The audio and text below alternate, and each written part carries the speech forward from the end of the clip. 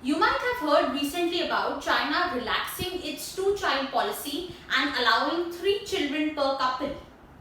Now in today's video, we will talk about why China has relaxed its two-child policy and what is the economic impact of low birth rate. Now in order to understand this, let us look at this graph first. This graph shows the birth rate of China over the years. Now if you look at 1980 is when China implemented the one-child policy. Now the one-child policy was implemented because the Chinese government in 1980 saw that the Chinese population was increasing at a very high rate. It was roughly 1 billion. So because of that, they thought that the rising population will hamper economic progress. Because obviously if your population is too much, you have limited resources. And if you have limited resources, they get divided among a large population. And it does affect your standard of living. So keeping this in mind, China implemented the one-child policy in 1980. And as expected, there was a decline in the birth rate post-1980. You see this downward graph. And this birth rate, it continued to fall over the years. Now come to 2016, this is when China relaxed the one-child policy and implemented a two-child policy, thinking that now we need to increase the birth rate, reasons for which I will tell you later in my video.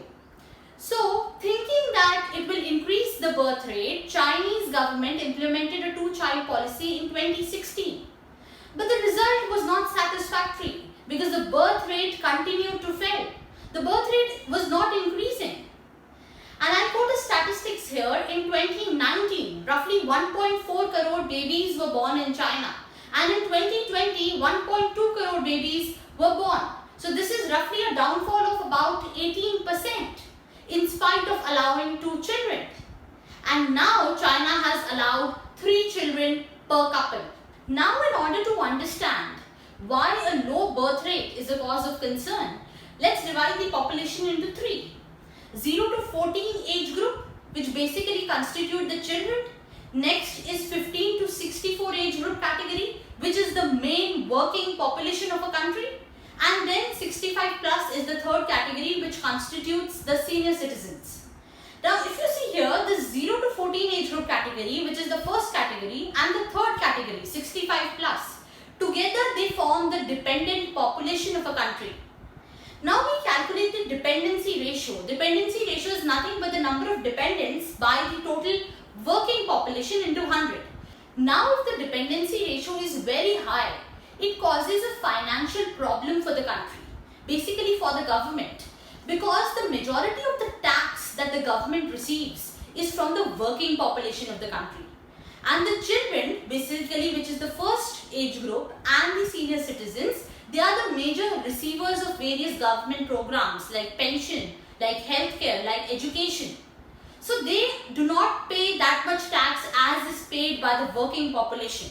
Now you compare this with birth rate. If your birth rate is low, your dependency ratio will increase in the long run, because the children that are born today will constitute the working population in 15-20 years.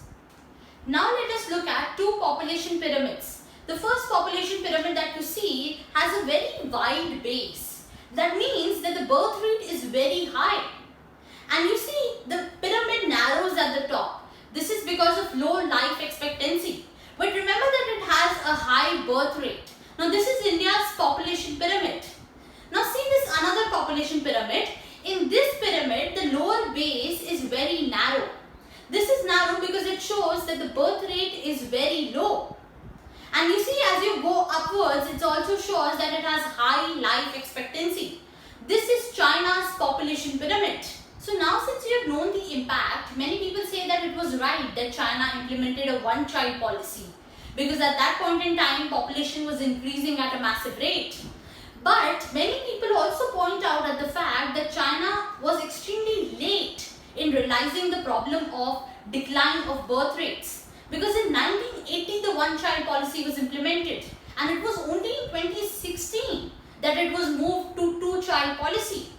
Now the problem is that China is facing from aging population. So if they would have relaxed this policy long time back after a short period of one-child policy, it would have been much better. video, please like, share and subscribe this video. I look forward to meeting you in my next video.